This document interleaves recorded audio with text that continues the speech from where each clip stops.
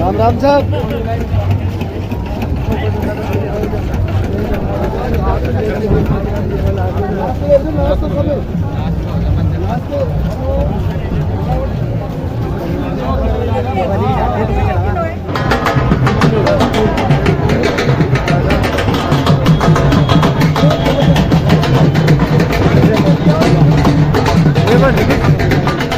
सब्जी लाए अरे जमाने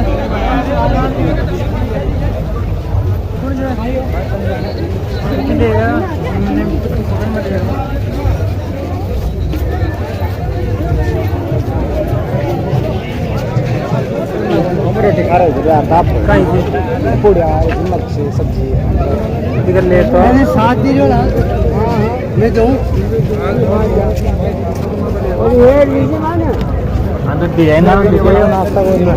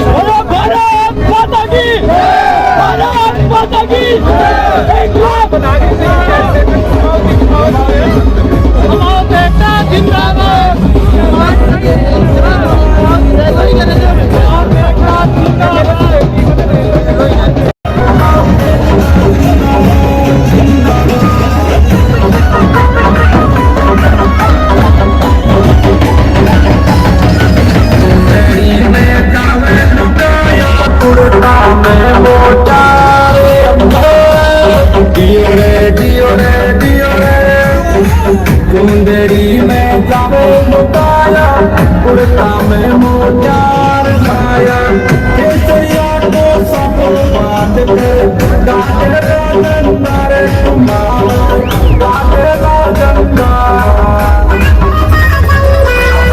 किस महीने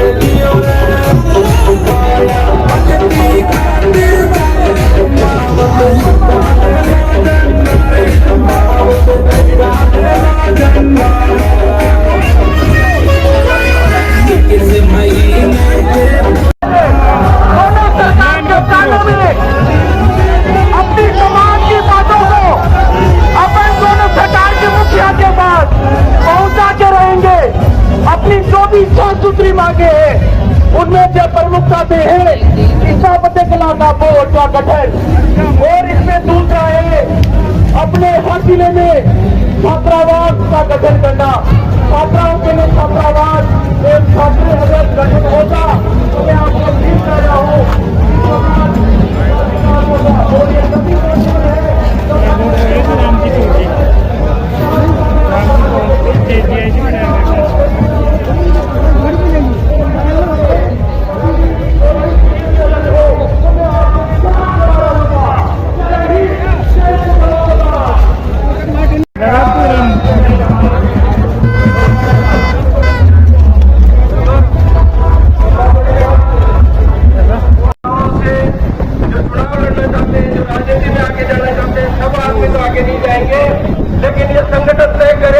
संगठन इनको तैयार करे तरह से कि आपको ये तैयारी करनी है, आपको भाषण देना है, आपको संघर्ष करना है, आपको रोड रोकनी है, आपको सभी पार्टियों के सामने जाके अपना अधिकार और हक मांगना है।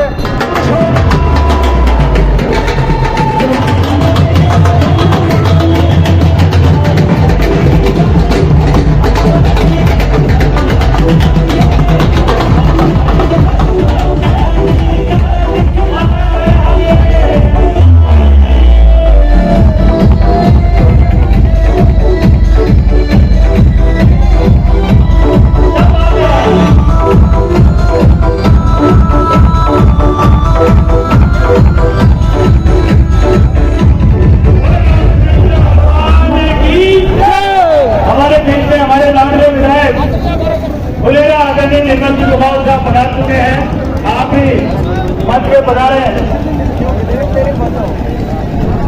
क्या बात है, बहुत ही जोश के साथ में एक नई एनर्जी आ रही है। एक भैयाओं ऐसे 15 विधायक लाने हैं और ये आपकी ताकत के साथ में अब की बार पुरजोर ताकत के साथ में सरकार को दिखा देंगे कि राजस्थान में तो चुनाव रहता है। बोलो कुमार समाज की, बोलो कुमार समाज की, बोलो कुमार समाज की। मैं निर्मल कुमार से निवेदन करूंगा कि आप मंच से आए और मैं समझता हूँ कि आज जो रैली आज जो ये रखा हुआ है इसमें हमारी मांगे हैं। एक तो निर्मल जी और जोराराम जी जो हमारे विधायक हैं, एक तो बीजेपी सरकार जो महाराष्ट्र में पहले हमारे मित्र थे और अब दूसरी यहाँ पार्टी के मित्र हैं। बाला साहब ठाकरे जी का तो निश्चित मैं ऋणी हूँ। कुमावत समाज को महाराष्ट्र में कुमार समाज छोटा सा होने के बाद भी 3 महापौर बाला साहब ठाकरे जी ने दिया है, जिसमें गजानंद जी भारत साहब का नाम लिया जाता है। विशेष अनिता घोड़े मैम जो है वो मैं थी और विद्यमान नाव पर मैं नंद कुमार गोड़ले साहब के सामने खड़ा हूँ। आज हर पार्टी को अपनी ताकत का अंदाज आना चाहिए। निर्मल जी से मैं जरूर कहूँगा, निर्मल जी आए एक बड़े पार्टी के नेता है। आज तक हमने कई लोगों को बड़ा बनाया, लेकिन अब हमारे समाज को बड़ा बनाने के लिए हम आए हैं।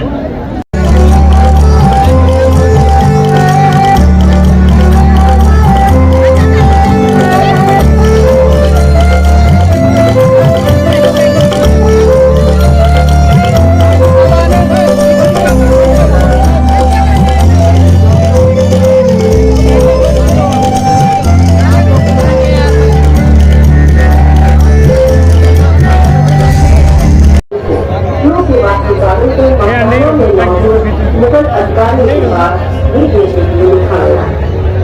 दूल्हा के करीब 20,000 देश पार किए गए, जिन्होंने 20 वर्ष में विश्व से आश्चर्य ताजमहल का निर्माण पूरा किया। ताजमहल निर्माण में करोड़ों शिल्पियों का योगदान अविस्मरणीय है। 19वीं सदी में फतेहपुर आदि की हवेलियां और घरों के बनाने में सुंदर परिवारों की चित्रकारी का कमाल रहा। आत्माराम, बाबूराम, मोहनलाल, सिंहलाल, रामचंद्र, बंशीधर और कन्हैया लाल आदि ने बड़ा काम किया। लक्ष्मण मंदिर बालचंद्र मांगेपुरा और द्वारका प्रसाद का नाम मशहूर है। सीकर में हिंदू जैन मंदिरों और हवेलियों के अलावा बुखार का चित्रांकन विश्व प्रसिद्ध है। जयपुर में राम नामक चित्रकार बहुत प्रसिद्ध है। मनोराम सिरोहिया के वास्तु के साथ खगोल शास्त्री से भी बात की। उन्हीं की देखने से जंतर मंतर का निर्माण हुआ। शेखावाटी अंचल आज भी किनारों के बनाए चित्रों की वजह से विश्वविख्यात है। रामगढ़, फतेहपुर, मंडावा, सीकर, महनसर, नवलगढ़, नीलौर और मुकुंदगढ़ आदि की जमीनों से भी जब अष्टमी यज्ञ करवाया तो इसी यज्ञ के दौरान लाल सागर झील में उत्सा रामनारायण कुमार वजीरालाल नागा के देखने में महल बना। यहाँ मेहराब और खिड़कियों का शिल्प अति उत्कृष्ट है। झील में बने महल को आमागढ़ और घाट के पत्थरों की मूल पर प्राप्त किया गया। महल पर झील के निर्देश से ऐसा प्राप्त किया गया पानी में होने के बावजूद आज भी महल पूरी तरह सुरक्षित है। वास्तुकार उत्साह लाला जयपुर ने जयपुर का मानचित्र पकड़े। राजस्थान में कम से कम 70 सीटों पर प्रभाव रखता है। 30,000 आबादी को तो मैं अपील करता हूँ कि जो भी राजनीतिक पार्टियां हैं हमारे चुनाव को ध्यान दें और हमें सबसे अधिक संख्या में सीट दें। जय कुमार, जय कुमार।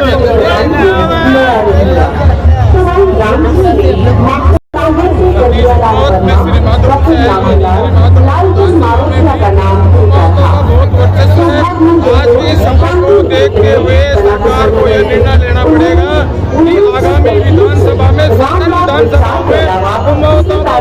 है, उसको ध्यान में रखते हुए आगामी विधानसभा में हम मांग करते हैं कि कुमाऊँतों का महत्व रखा जाए और ध्यान दें। आगे भी विधानसभा में कुमाऊँतों का अगर ध्यान नहीं दिया गया तो सरकार को बहुत बड़ा नुकसान होने वाला है। जय जय कुमाऊँ, जय कुमाऊँ।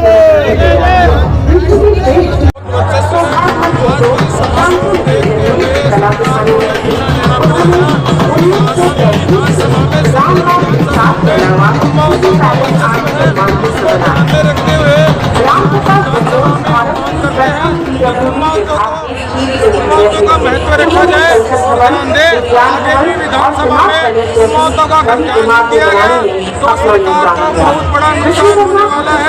जय जय कुमाऊँ, जय कुमाऊँ।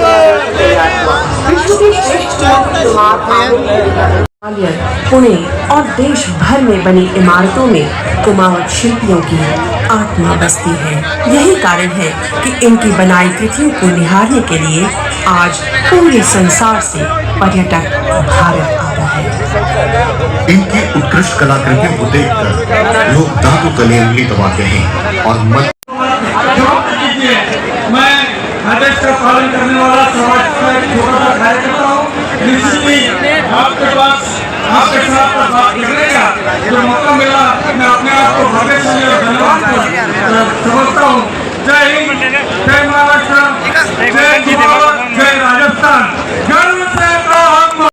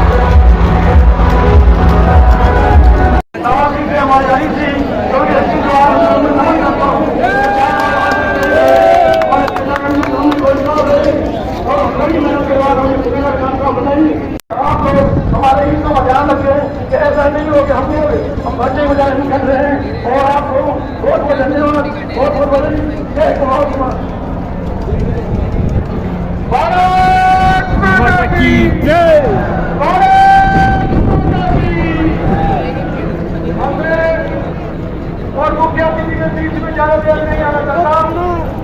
मैं आदर और सम्मान के साथ सब लोग बैठ जाइए, व्यवस्था बनाकर। ये हमारा सौभाग्य है कि एक निबंधन पर हमारे समाज में हमारी जागम पर एक निबंधन में माननीय ओमिला जी पधारे। आप जोरदार तालियां बजाकर उनका स्वागत करें। मैं सम्मान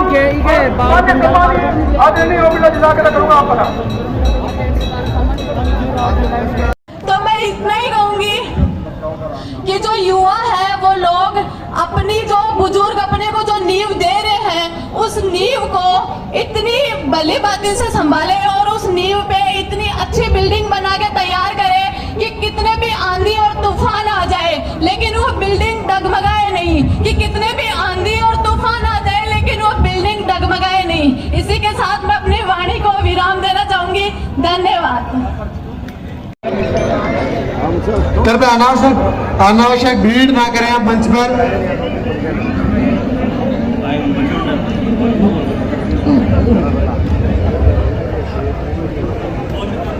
सभी समाज बंदी गोविंद देव जी और गुलाबी नगरी में पधारे हुए कुमाऊं समाज को हार्दिक अभिनंदन।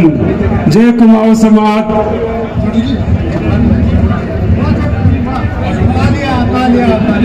महापंचायत कमेटी के सदस्य एवं बाहर से पधारे में महंगे मेहमान एवं कुमाऊं समाज राजस्थान के चारों कोनों से चारों दिशाओं से पधारे मेरे महंगे मेहमानों, मैं आपका तहे दिल से स्वागत करता हूं। जिस समाज के अंदर शिक्षा की जागृति होती है वो समाज आगे बढ़ती है। हमें भी अपनी समाज के अंदर जगह जगह हॉस्टल बनाने हैं, कोचिंग संस्थान बनाने हैं। जहाँ समाज शिक्षित होगी वही समाज आगे बढ़ेगी। इसी के साथ मैं अपनी वाणी को विराम देता हूँ। चालो चालो के भाइयों बहनों, वो आपका छोटा भाई मानक चंद बबियाल ने ही लिखा है।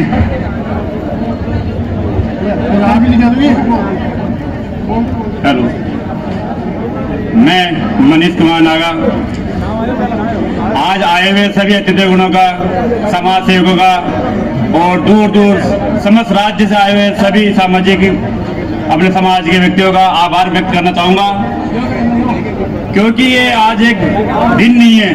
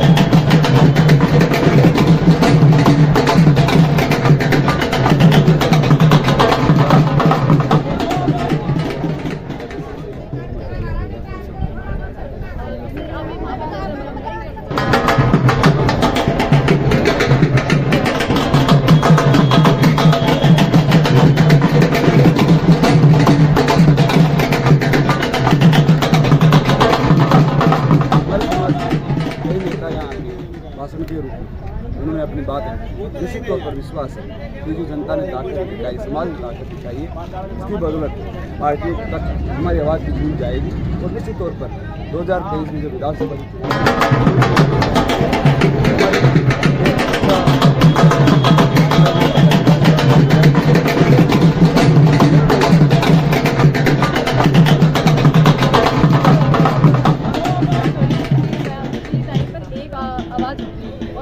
लाखों की संख्या में समाज की आवाज समाज की बात बता दी ना कि इनको सिर्फ और सिर्फ राजनीति में हिस्सा चाहिए। आरपीएससी यूपीएससी में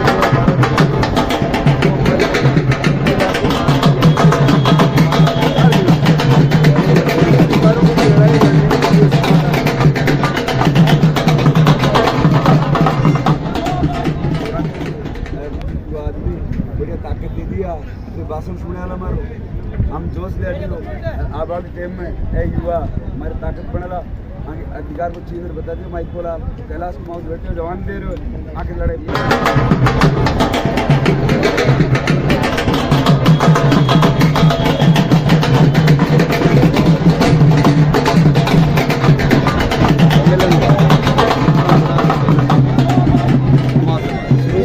और ये एक मिनट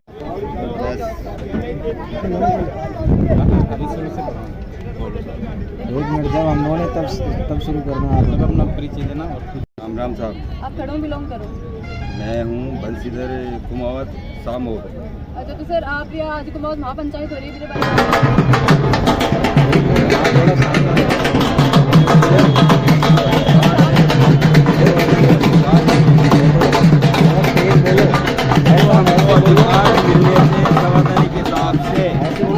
जैसे बंदूक से गोली निकलती है ना, जैसे बंदूक से गोली निकलती है ना, वैसे बोलो, ऐसे कोई मजा ही नहीं आ रहा। जो वैधानिक अधिकार मिले थे वो नहीं मिल रहे, इसलिए ये समाज एकत्र होने की आज 21 मई 2023 को रखी है सम्मेलन। और हमको आज ये सबसे बड़ा मौका मिला है कि हम केंद्र तक हमारी आवाज़ पूछी है और वहाँ जा कर के हमारा जो अधिकार है वहाँ बोलेगा प्रधानमंत्री मोदी जी के सामने। और आपके यहाँ आप आए पधारे हुए लोकसभा अध्यक्ष ओम जी बिरला, उनको भी ये पता चल गया कि भाई इतना कुमाऊं समाज में संगठन है। आज वो संगठन जा कर के मोदी जी के पास बोलेगा और लोकसभा में जा कर के वो संगठन की आवाज़ उठेगी।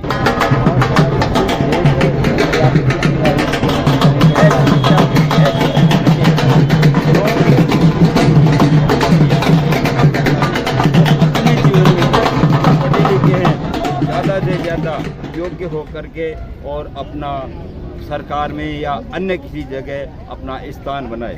अच्छा, एक चीज़ की थे मांग कर रहा जो कि भाई सरकारी नौकरियां में आरक्षण होना चाहिए, 21% से 27% होना चाहिए। तो यहाँ निजीकरण हो रही हो चाहे और मशीनीकरण हो रही हो चाहे यहाँ आर्टिफिशियल इंटेलिजेंस आ रही है, तो उनकी वजह से नौकरियां तो भैया ही कम हो रही है। तो था कि आ मांग जायज़ से मतलब इनके बजाय कोई शिक्षा के मायने सुधार हो, यहाँ की मांग के करो। शैक्षिक स्तर में सुधार होना चाहिए। तो आरक्षण है हमारा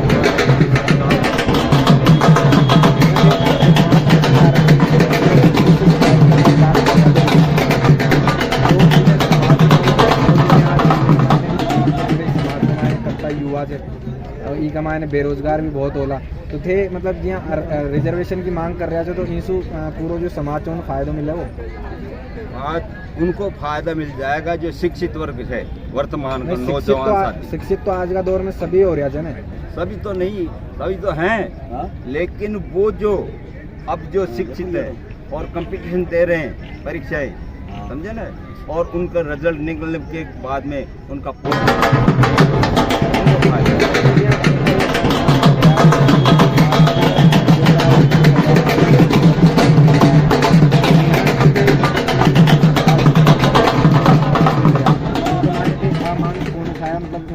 सरकार पे दबाव बने भाई अयान की घटना न होनी चाहिए, जिसको मेहनत कर वाला कोई भी समाज का स्टूडेंट हो वहाँ नुकसान न हुआ। ये तो साहब ऐसी बात है जो मंच पे बैठे थे उन लोगों की जिम्मेदारी होनी चाहिए।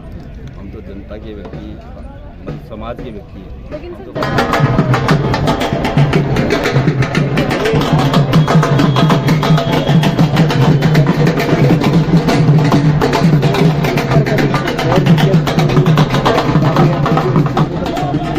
पेपर जो आउट होते हैं ये नहीं होने चाहिए, क्योंकि पेपर आउट होंगे तो आपका समाज का किसी भी समाज का कहा उनका कि उनको सजा होगी, वो सजाएं नहीं दी जा रही है। तो क्या लगता है अब ये सरकार के रवैये पर क्या कहेंगे आप? सरकार के रवैये पे ये कहूँगा कि केवल भ्रष्ट सरकार है, साफ कहता हूँ। अपने वालों को, जैसे पिछले उदयपुर में उन्होंने अभी परीक्षा हुई थी शिक्षकों की, उदयपुर वालों की एक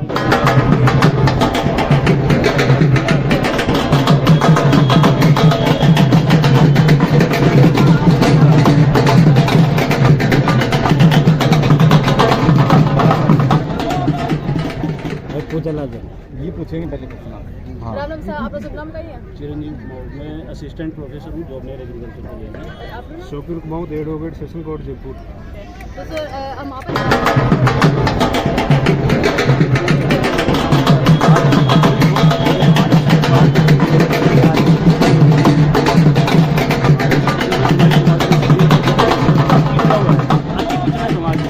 ज़्यादातर स्टेटों में ओबीसी आरक्षण का वर्गीकरण कर रखा है, हर स्टेट में, हरियाणा में भी, तमिलनाडु में भी, कर्नाटका में भी। कर्नाटक में भी अभी भी कांग्रेस की सरकार आने का कारण भी यही था, ओबीसी आरक्षण, क्योंकि मुसलमान वहाँ पे ओबीसी में आते हैं और उनको वो हटाना चाह रहे थे। बीजेपी के लोगों ने ये बोल दिया था कि हम इस आरक्षण को हटा देंगे, इस कारण उनकी भी सरकार वहाँ से गई। लेकिन हमारा जो कुमाऊँ समाज है, अभी जैसे राजस्थान की बात करें तो 21% आरक्षण यहाँ ओबीसी को दिया हुआ है, लेकिन होना चाहिए सेंट्रल गवर्नमेंट में 27% है, वो अभी भी यहाँ 7% तो वैसे कम है। जैसे पिछली बार गुजरों को आरक्षण मिला, वो भी हमारी तरफ पिछड़ा समाज है, उनको अलग से 5% आरक्षण दे दिया गया। 5% से ये फायदा हुआ कि अगर 100 सीट आती है किसी भी विभाग में, चाहे वो एजुकेशन का विभाग हो या जॉब की बात हो या एडमिशन की बात हो, MBBS की सीटें हो, तो 5 बच्चे उनके फिक्स हो गए। जैसे मैं पढ़ाता हूँ तो मुझे पता है ये चीज़। तो हमारे समाज के बच्चों का क्या हो रहा है कि अति पिछड़ा समाज है, कई चीज़ों की जैसे कोचिंगों की ज़रूरत है आजकल, तो कोचिंग नहीं कर पा रहे हैं बच्चे की MBBS की सीटें या IAS के अंदर, मतलब रिजर्वेशन काम नहीं आ रहा है उसके अंदर, जैसे आप कोचिंग नहीं कर पा रहे, फाइनेंशियल कंडीशन अलग हो गई।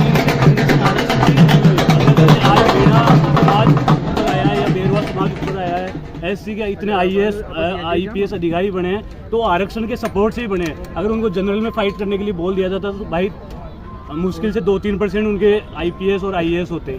और जो ये चुनाव भी लड़ते हैं, ज़्यादातर सीटों पे आरक्षित सीटें हैं, उन पे चुनाव वही लड़ पाते हैं। तो इसलिए आरक्षण की जरूरत है। जैसे आपकी आबादी है, आबादी के आधार पे वही बोलो मैं, वर्गीकरण क्या सबको उससे फायदा मिल पाएगा? मिलेगा, जरूर मिलेगा। मतलब जैसे यदि 100 सीटें निकलती है तो उसमें आप बता रहे हो कि 21 से बढ़ाकर 27% किया होना ही चाहिए, क्योंकि सेंट्रल गवर्नमेंट के जो रूल है उसके अकॉर्डिंग 27% वहाँ दे रहे तो 27 तो यहाँ होना ही चाहिए। इन्होंने ओबीसी के 21% का रिजर्वेशन है, उसमें भी एक्स सर्विसमैन को जोड़ दिया। अभी पिछली भर्ती हुई थी उसमें अधिकतर एक्स सर्विसमैन को पद दिया, इसीलिए बेरोजगारों को कई जगह आंदोलन भी आता। तो हमारी ये मुख्य मांग ये है कि ओबीसी का तो किसी कोई दिक्कत नहीं है, जिसकी समाज जितनी जनसंख्या उसका वर्गीकरण हो जाएगा, किसी को कोई समस्या नहीं। रहे पेपर लीक की बात, ये हमारा सामाजिक मुद्दा था, तो इसी में पेपर लीक की और सरकार की हमारे मोदी से बात हम बाहर नहीं करना चाहते हैं। हमारे समाज का ओबीसी की जनसंख्या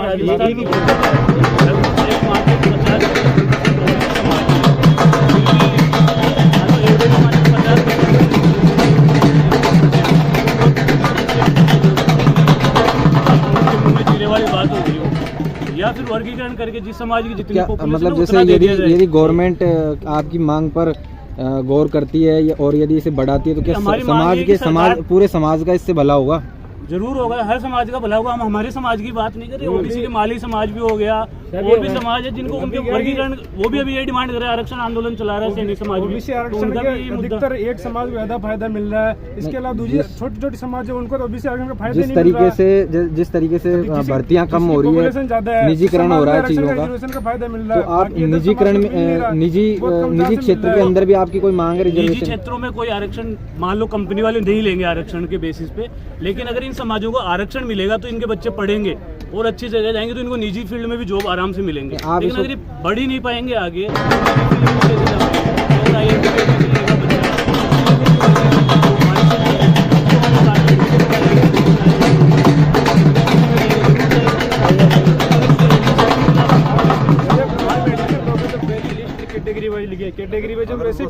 पड़ जाओगे, आप बाहर निकल जाओगे तो फिर वो आगे पढ़ के करेगा, आगे पीछे प्राइवेट कंपनी में जॉब करनी पड़ेगी उसको। सरकारी नौकरी में तो सर उसको मिल नहीं रहा।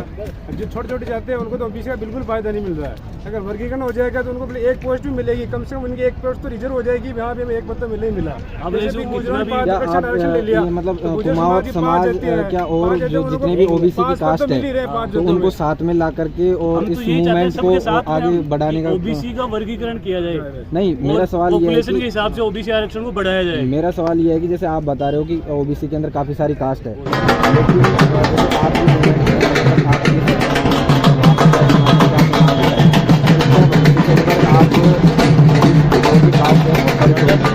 जैसे आबादी कम है, आबादी कम तो क्या हमारी पॉपुलेशन के आधार पर कुछ भी मिलेगा तो बढ़िया है। तो क्या काम करता है? तो क्या आप तो क्या मतलब ये कुमार समाज है सारे ओबीसी के जो छोटी मतलब कम आबादी वाली जो जनसंख्या वाली आबादी है, छोटी छोटी समाज है, वो भी हाई कोर्ट में अपील करेंगे, इसका वर्गीकरण होगा। वर्गीकरण अधिकतर छोटे छोटे समाज में कभी ना कभी तो ये करना ही पड़ेगा, क्योंकि ज्यादातर स्टेटों में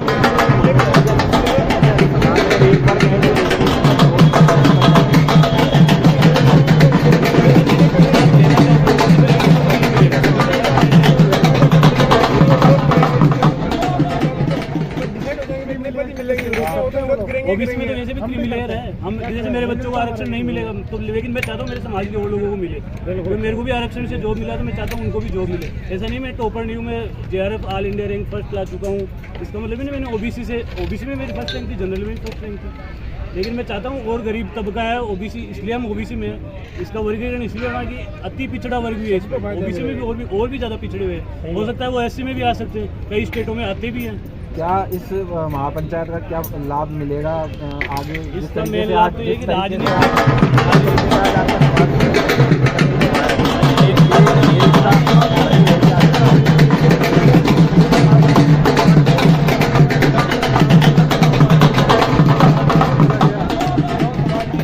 राजस्थान में कितनी पॉपुलेशन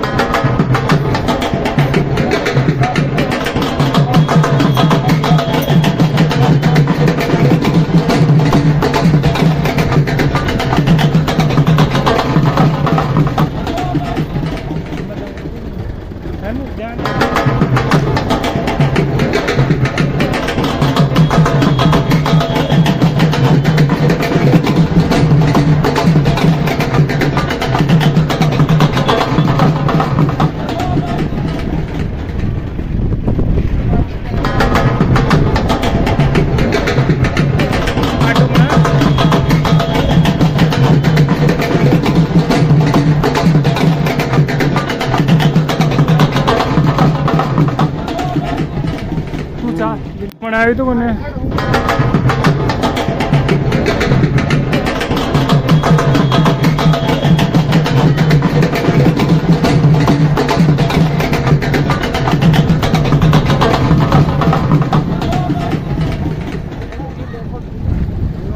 कुंभलगढ़ चित्तौड़गढ़ किला वास्तुकार राजशिल्पी कुमाऊं मंडल वे पी खड़ो है हवा मेल का नहीं लग लो यहाँ ओ मेल के नीचे खड़े थे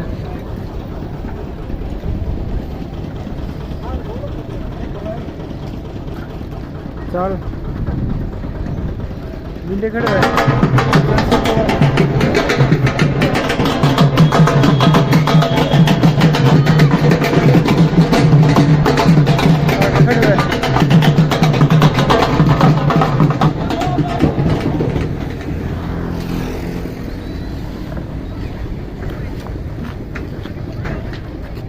खड़े हो तो इंडियन साइड में